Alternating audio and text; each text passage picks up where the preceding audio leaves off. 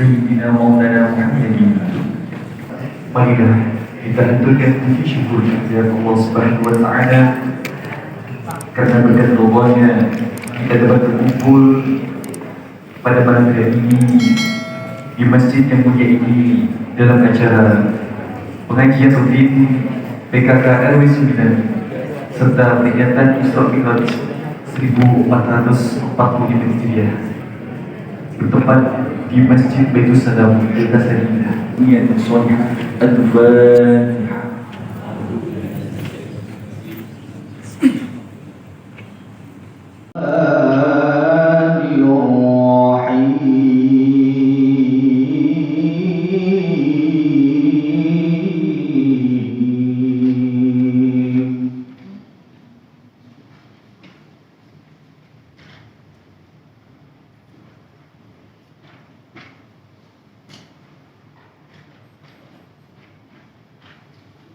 Subhanalladzi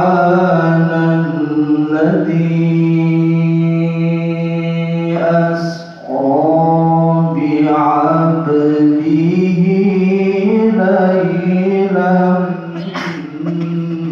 minal masjidil haram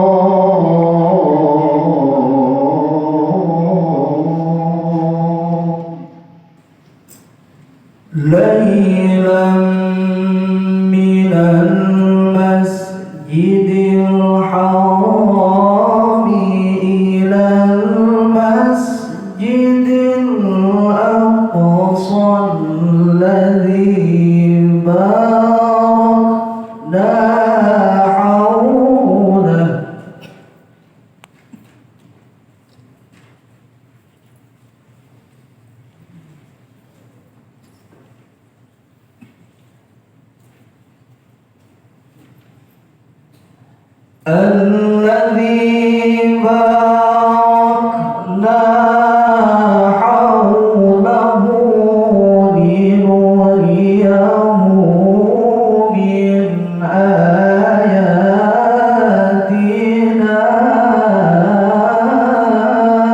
إنه هو السميع لتفسدن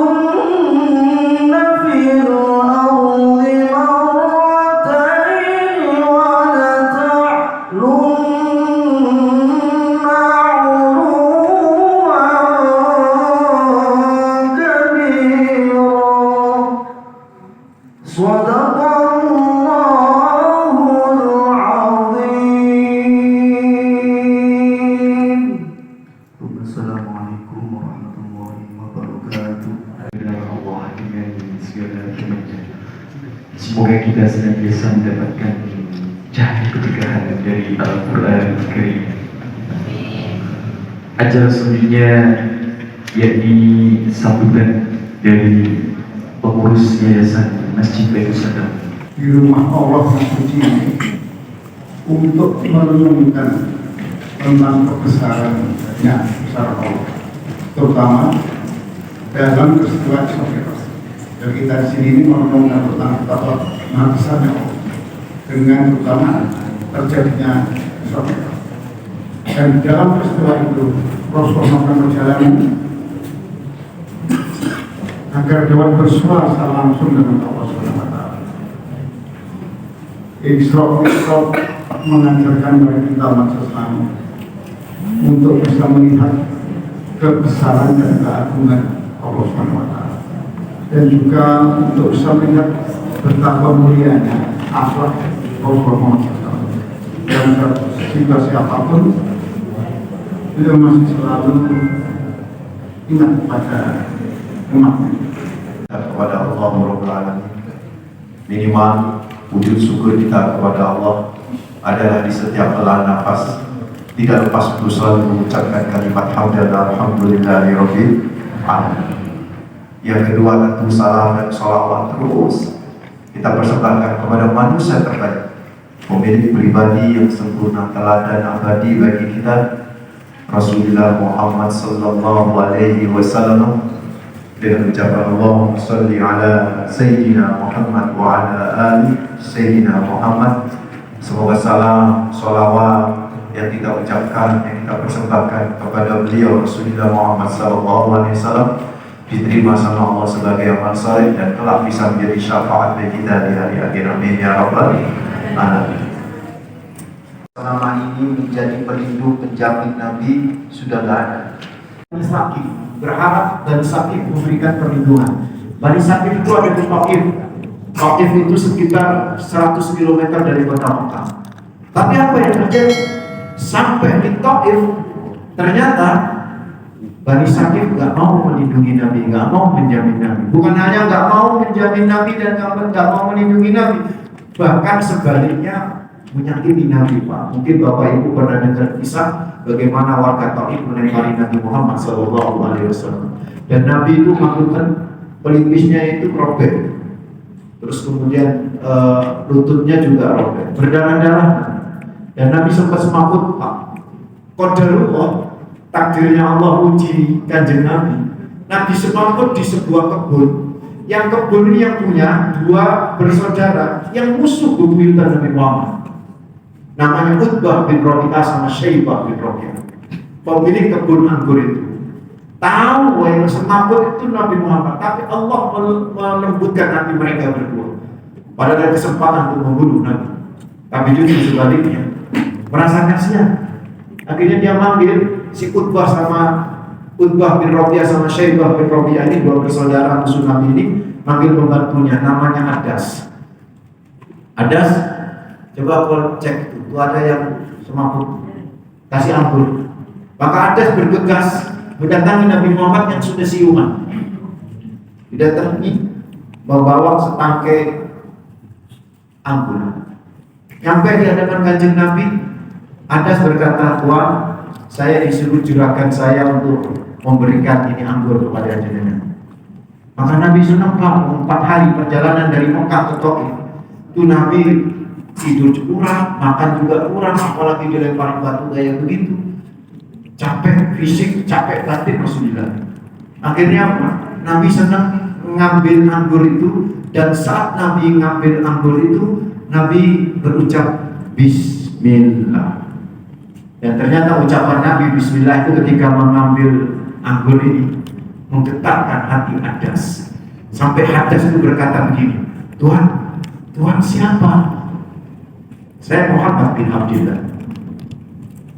Kenapa ya? Kamu siapa? Kata Nabi balik bertanya, maaf Tuhan, kalimat yang Tuhan ucapkan itu tak pernah saya dengar di masyarakat sini. Kamu siapa? Kata Nabi Muhammad. Saya Adas Tuhan, saya Nasrani. Saya familiar dengan kalimat itu. Jadi agama Samawi, Pak, Nasrani sama Yahudi itu familiar dengan Bismillah. Kalau lingkungan orang Taif, orang Mekah kan agama pagan, agama yang menyembah berhala, nggak ada kata-kata itu. Jadi bagi Adas, kata itu sangat luar biasa. Maka Nabi tanya lagi, siapa kamu? Saya Adas Tuhan, saya Nasrani. Adas dari mana? Saya dari Ninawi. Ada yang baca Ninawi. Jadi kalau Bapak tahu Gaza, Ibu tahu Gaza? Gaza atau Gaza. Di samping Gaza itu ada Askelon. Askelon itu kalau Bapak pernah dengar ulama besar bernama Ibnu Hajar Al-Asqalani. Nah, Al-Asqalani itu dari kata Askelon. Askelon itu sama. Jadi Askelon itu sejak zaman Nabi Muhammad sudah ada. Askelon itu sejak zaman Nabi Muhammad sudah ada. Nah, di samping Askelon itu ada Ninawi atau Ninawi. Jadi itu ada di pesisir pantai yang dekat dengan Mesir. Itu Gaza, Askelon, Ninawi. Maka Nabi kaget. Nabi berkata begini, Ninawi itu tempat kelahiran saudara saya, kata Nabi Muhammad. Kaget juga ini Adas, Tuhan, siapa saudara Tuhan? Maka Nabi menjawab, saudaraku adalah Yunus bin Matta. Kaget Pak, Adas ini kaget. Jangankan dengan Nabi Yunus bin Matta orang itu bisa kenal. Dengan Nabi Isa saja yang selisihnya dengan Nabi Muhammad itu 600 tahun. Kalau dengan Nabi Yunus itu hampir 1 miliar, hampir 1000 tahun. Kok bisa kenal nama Yunus? Ini bukan sembarang. Maka Adas pun berkata, Tuhan siapa sesungguhnya Anda? Barulah Nabi mengaku, saya Muhammad Rasulullah. Saya adalah Muhammad utusan Tuhan. Dan Yunus bin Matta juga Rasulullah utusan Tuhan. Sesama utusan Tuhan adalah saudara. Dipeluk sama Adas, dan Adas pun bersyahadat masuk Islam. Seolah Allah berkata kepada Nabi Muhammad, ya Muhammad, kalau orang-orang Taif tidak menerima agama Islam, nih ada satu orang Nasrani itu bisa masuk Islam gara-gara kau berucap Bismillah. Ini luar biasa Pak. Akhirnya Nabi seger secara fisik karena makan anggur, dan seger secara batin karena sudah ada yang menerima Islam, yaitu seorang Nasrani yang bernama Adas. Makanya bapaknya itu ada namanya Masjid Adas. Masjid Adas. Nah, Adas yang dimaksud itu adalah yang masuk pertama kali Islam dari warga Taif yang telah memberikan Nabi sebuah anggur untuk dimakan oleh Rasulullah Muhammad SAW. Maka kemudian bapak-bapak, ibu-ibu, Nabi balik lagi ke Mekah. Tapi Nabi ini ngapunten di bahasanya. Nabi ini rada galau. Kenapa? Kalau beliau balik itu sudah ditampar pasti dibunuh. Oleh siapa? Oleh suku Quraisy. Karena orang-orang Bani Saqif di mana tadi? Di Taif itu sudah ngasih tahu kepada orang Mekah, suku Quraisy, bahwa Muhammad meminta perlindungan. Sehingga Nabi Muhammad ini kalau saya masuk ke kota Mekah habis. Akhirnya Nabi Muhammad pun mencari perlindungan suaka politik Pak, kepada 3 orang. Pertama Ahnas bin Syarif dari suku Zuhra, gagal. Yang kedua kepada Suhail bin Amr dari suku Bani Amir, juga gagal.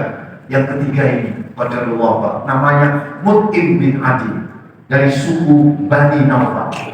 Dan Mut'im berkata pada utusan Nabi Muhammad, kasih tahu kepada Muhammad, saya Mut'im bin Adi siap menjamin diri Muhammad dan seluruh kerabat Muhammad untuk bisa masuk kota Mekah, dan tak ada satupun suku-suku yang bisa menyentuh fisik Nabi Muhammad. Begitu. Padahal Mut'im bin Adi itu kafir, masih kafir. Bahkan sampai matinya Mut'im bin Adi masih kafir. Saking cintanya Nabi kepada Mut'im yang kafir ini, karena balas jasa memberikan pembelaan kepada Nabi Muhammad, sampai Nabi berkata begini, andai saya boleh memberi syafaat kepada orang kafir, maka sungguh aku akan memberikan syafaat kepada Mut'im bin Adi. Saking berjasanya. Makanya ini menjadi akhlak kita juga Pak ya. Kalau ada orang berjasa kepada kita, jangan lupakan jasa orang itu. Balas budi itu bagian daripada syariat dan akhlak serta adab kita, dan itu yang dilakukan oleh Rasulullah Muhammad SAW. Sekalipun yang memberi jasa itu adalah seorang kafir. Jadi yang datang malam itu saudaraku, di samping Ka'bah itu, kalau kita pilih yang di Ka'bah Pak, itu 3 manusia, malaikat yang menyerupai manusia. Yang pertama Jibril alaihissalam, yang kedua adalah Mikail alaihissalam, yang ketiga Israfil alaihissalam. Jadi yang malam itu mendatangi Kanjeng Nabi itu malaikat yang top top saudara. Apalagi Israfil, itu malaikat yang bisa bunuh malaikat. Iya kan? Israfil itu kan bisa membunuh seluruh makhluk dengan tiupan sangkakala pertamanya. Itu top para bapak. Datanglah kepada Nabi, kata riwayat menyebutkan 3 malaikat itu membawa seekor binatang yang tidak lebih besar daripada kuda, tapi lebih kecil daripada kuda, lebih besar daripada keledai. Dan di pantatnya itu ada sayapnya. Jibril membangunkan Nabi, ya Muhammad, yuk jalan-jalan. Dulu masa kita begitu, kan capek Nabi ini Pak, minta perlindungan berhari-hari itu kan ya. Ya Muhammad, yuk kita jalan-jalan. Maka kemudian buruk itu suruh dinaiki. Nah buruk ini nggak pernah dinaiki manusia. Maka ketika Nabi naik, umpuk naik, gak gelem Pak, dibentaklah sama Jibril. Kamu nggak tahu, ini yang naik adalah manusia terbaik di alam semesta, Muhammad Sallallahu Alaihi Wasallam. Maka akhirnya tahu nama Muhammad disebut Pak, langsung buruk itu bersimpuh dan bisa dinaiki dengan Nabi Muhammad. Maka terjadilah perjalanan yang pertama Pak. Dari mana ke mana? Minal Masjidil Haram ilal Masjidil Aqsa. Itu yang menerima Wahyu. Dari Bukit Sinai, lompat sekali lompat langsung ke Bethlehem. Bethlehem itu tempat kelahiran Isa Al-Masih. Dari Bethlehem barulah ke Al-Aqsa. Dekat, kalau Bethlehem ke Al-Aqsa cuma 45 km. Jadi begitu zigzag, nggak lurus tapi zigzag. Dari Bethlehem baru ke Al-Aqsa, yaitu masjid. Sudah ada Ustaz, masjid sudah ada. Masjidil Aqsa sudah ada. Masjidil Haram sudah ada kok. Apalagi Masjidil Aqsa. Selisih antara Masjidil Haram sama Masjidil Aqsa itu 40 tahun pembangunannya. Dan semua yang membangun orang satu, yaitu Nabi Ibrahim alaihissalam. Masih halal. Jadi apple to apple, sama gitu loh. Waduh halal. Kan Homer itu baru haram ketika di Madinah, betul kan? Ketika di Madinah, itu pun beberapa tahun ketika Nabi berada di Madinah, baru kemudian Homer itu diharamkan kan begitu. Itu pun pengharamannya gradual, bertahap, gak langsung haram. Jadi ketika kejadian Isra Mi'raj, Homer itu masih haram. Dan Homer ini minuman prestisius. Jadi siapa yang minum Homer itu adalah orang yang hebat. Tapi ternyata Nabi tidak pilih Homer meskipun halal. Ini apa? Susu sudah. Kata Jibril, kamu memilih yang tepat, memilih sesuai dengan naluri umat. Akhirnya Nabi setelah minum, dibedah dadanya kanjeng Nabi. Jantungnya diambil, ditaruh di baskom emas. Di situ ada air bersih, beliau balik. Terus pembedahan ketiga dilakukan ketika Nabi Muhammad menerima wahyu pertama, yaitu usia 40 tahun. Pembedahan keempat sebelum Nabi Mi'raj yang tadi saya cerita. Berarti Nabi Muhammad dibedah, diberseri bolak-balik hati ini sebanyak berapa kali? 4 kali. Itu Nabi. Apa mana awal di hati ini cepat kotor, betul? Hati kita tuh cepat kotor.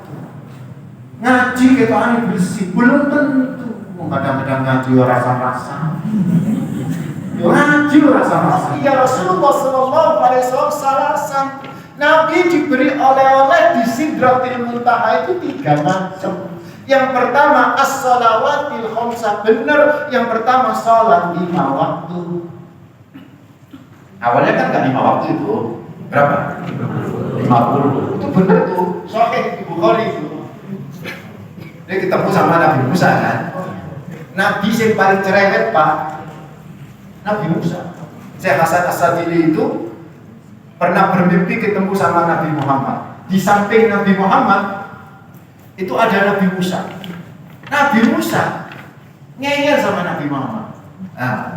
Muhammad, kamu pernah ngomong ya sama umatmu bahwa ulama dari kalangan umatmu khairun minal anbiya min Bani Israel. Lebih baik daripada para nabi dari kalangan Bani Israel. Benar itu? Nabi bilang, ya benar.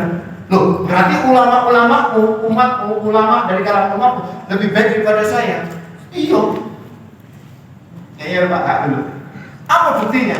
Akhirnya sama Nabi dipanggil gurunya Syekh Hasan As-Sadili yang begini. Namanya siapa? Imam Al-Ghazali ya. Imam Al-Ghazali. Ini ya. Ya sudah. Mau saya tes, kata siapa? Nabi Musa kepada Imam Al-Ghazali. Ditanya, Mas Putar Karim, siapa namamu? Dijawab sama Imam Al-Ghazali, namaku Muhammad bin Muhammad Abdul Hamid Al-Ghazali. Langsung dibentak sama Nabi Musa. Kamu saya tanya siapa namamu, yang kamu jawab bapakmu, mbakmu, mau jawab apa namanya? Dengan Muhammad bin Muhammad itu kan berarti nama bapaknya, nama mbaknya juga disebut. Kakek ngomong. Apa kata Imam Al-Ghazali? Loh, bukankah Anda juga Nabi Musa? Juga kebanyakan ngomong. Apa buktinya? Nah, buktinya ketika Allah berkata wa tilka biyaminika ya Musa. Apa yang ada di tangan kananmu? Kan mestinya kamu cukup jawab, iya asoya, ini tongkat. Tapi kamu direntren menjelaskan fungsi tongkat, sehingga akhirnya yang terkenal Nabi Musa yang Nabi paling cerewet. Termasuk ketika Nabi Muhammad mendapat perintah 50 kali, itu cerewet. Biro perintahnya, saya kata waktu, gak kuat tempatmu, jalur diskon. Nabi nurut, minta diskon, dipotong 10, tinggal berapa? 40. Ketemu lagi, nyayang lagi Nabi Musa. Gak kuat sudahlah, percaya nggak aku Muhammad, gak kuat cuma bintang 10 KM. Jalur diskon lagi 10, tinggal 30, naik lagi diskon lagi 10, tinggal 20, naik lagi diskon 10, tinggal 10. Ketika 10 ketemu lagi sama Nabi Musa. Nabi Musa saya cerewet, piro 10, wis jalur omane, percaya nggak? Jalur omane, gak kuat omane.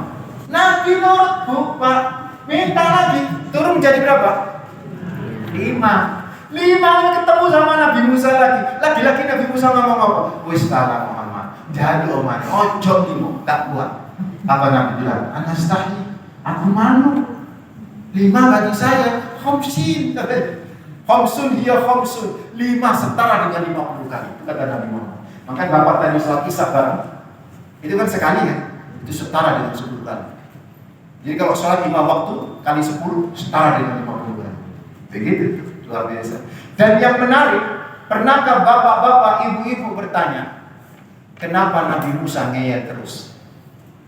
Kenapa Nabi Musa menganggap umat Islam tak mampu dengan 5 ini? Mulai dari 50 sampai 5 pun tetap dianggap tak mampu umat Islam untuk melakukan sholat. Karena Nabi Musa bercermin kepada umatnya sendiri. Siapa umatnya? Yahudi itu Pak, sholatnya cuma 2 kali, pagi bukrotan wa asyiyatan malam. Masing-masing dari 2 itu 2 rakaat. Berarti sehari semalam berapa rakaat? 4 rakaat. Tapi gak ono sing sholat 4 rakaat gak ono sing sholat. Dan iyo 5 kali 17 rakaat. Makanya Nabi Musa mikir gak mungkin wong 4 rakaat harus sing nglakoni apa maneh itu. Salah Nabi Musa. Allah menyatakan dalam surat Al-Imran, kuntum khaira ummatin ukhrijat linnas. Kalian adalah sebaik-baiknya umat. Islam adalah umat terbaik. Buktinya, ayo mari kita itu. Berapa kita salat yang wajib? Berapa? Kalau ini masih hidup semua Bu ya. Jangan buat aku takut Bu. Kalau ditanya jawab. Bu, berapa kali kita sholat rakaat berapa kali? Yang wajib berapa kali? Yang wajib 17 rakaat, gitu. Ditambah qobliyah ba'diyah berapa? Qobliyah ba'diyah itu 12. 17 tambah 12 berapa? 29. Ditambah qiyamul lail tahajud berapa? Sak pikire 11 toh. Berarti 29 tambah 11 berapa? 40. Ditambah sholat duha, jenengan berapa sholat duha? 18. Allah pemerintah paling papat ya toh? Itu papat karuan, kadang yang melulu, kadang 14. Oke, papat kita ambil berarti berapa? 44. Nah kalau bapak-bapak ini sering ke masjid, setiap masuk masjid berapa rakaat? Tahiyatul masjid 2 rakaat kali 5 10 tambah 10 44 50 lebih dari 50. Burung pas waktu Ramadan terawih, ibu-ibu pilih 11 apa yang 20? Yes. Ini loh. Di sini 20. Masih rame sampai akhir terakhir. Mantap. Kata Ibnu Mas'ud, wa utiya khawatim suratil Baqarah. Allah memberikan oleh-oleh kepada Nabi Muhammad di Sidratul Muntaha 2 ayat terakhir dari surat Al-Baqarah. Ada yang menyatakan 3 ayat terakhir dari surat Al-Baqarah itu turun di Sidratul Muntaha. Jadi Pak, kalau semua ayat-ayat dalam Al-Quran turunnya di bumi, kecuali 3 ayat terakhir dari surat Al-Baqarah atau 2 ayat terakhir dari surat Al-Baqarah 284, 285, 286 itu turun di Sidratil Muntaha. Amanar Rasul bima unzila ilaihi mir rabbi wal mu'minun kullun amana billahi wa malaikatihi wa kutubihi wa rusulihi la nufarriqu baina ahadin min rusulihi wa qalu sami'na wa ata'na ghufranaka rabbana wa ilaikal masih. Dan seterusnya sampai wansurna 'alal qaumil itu turun di Sidratul Muntaha. Itu oleh-oleh. Sampai Nabi itu senang sampai ngomong gini, Utiyal nurain, aku diberi 2 cahaya yang tidak pernah diberikan kepada Nabi manapun di dunia ini kecuali kepada. Yang pertama Al-Fatihah, itu turun di bumi kalau Al-Fatihah. Yang kedua adalah 2-3 ayat terakhir dari surat Al-Baqarah, itu turun di Sidratil Muntaha. Maka sampai Nabi berkata, man qara'a hataini ayataini min akhir suratil Baqarah fi lailatin kafata. Sahih Muslim, kata Rasulullah, barang siapa yang membaca 2 ayat terakhir dari surat Al-Baqarah di malam hari sebelum tidur, kafatahu, maka dia akan dicukupin hidupnya. Makanya Bapak Ibu, biasakan sebelum tidur malam hari nek wong Syam, tahu Syam orang Madura Pak, mari maghrib itu mesti sing dibaca ayatul Asra. Tahu ayatul Asra? Ayat 10. Ayat 10 itu Al-Baqarah ayat 1 sampai dengan ayat 4, dan dengan 1 sampai ayat 5, terus ditambah dengan 255, 256, 257, terus ditambah 3 atau 2 ayat terakhir dari surat Al-Baqarah, total 10. Itu dibaca setelah maghrib. Dan termasuk di dalamnya 2 ayat terakhir dari surat Al-Baqarah. Itu kafata, kata Kanjeng Nabi. Itu akan dicukupi. Ibu lagi galau, dicukupi menjadi tenang. Ibu lagi gak punya duit, dicukupi nanti punya duit. Ibu lagi gak enak badan, dicukupi menjadi sehat. Itu kalau kita baca 2 ayat terakhir, cahaya dari Sidratil Muntaha, oleh-oleh dari Sidratil Muntaha. Yang kedua, yang ketiga, ini yang membuat Kanjeng Nabi senang. Oleh-oleh yang ketiga apa? Kata Allah kepada Nabi Muhammad, semua umatmu yang melakukan dosa besar dan gak sempat bertobat sampai mati akan diampuni nanti di akhirat, kecuali pelaku dosa syirik. Keren Bu. Jadi maksudnya begini, kalau ada orang sampai mati sih ngelakoni dosa besar, misalnya ono wong gendang yang bojone tonggo misalnya, ambil makan salah, keliru saya dimakan bijine, keselok mati, padahal lagi gendaan lewat cendingan. Mati, berarti mati suul khotimah. Ngono ku insyaallah lebih syukur. Iya, tapi gak percaya wis. Lebih syukur. Ono wong main judi, pas main judi ngombe-ngombe keselok ambek ngombene. Gak iso ambekan mati saat ngombe-ngombe. Mlebu surga, Pak. Bisa tuh. Asal gak siri. Cuman mampir dhisik nang rokok.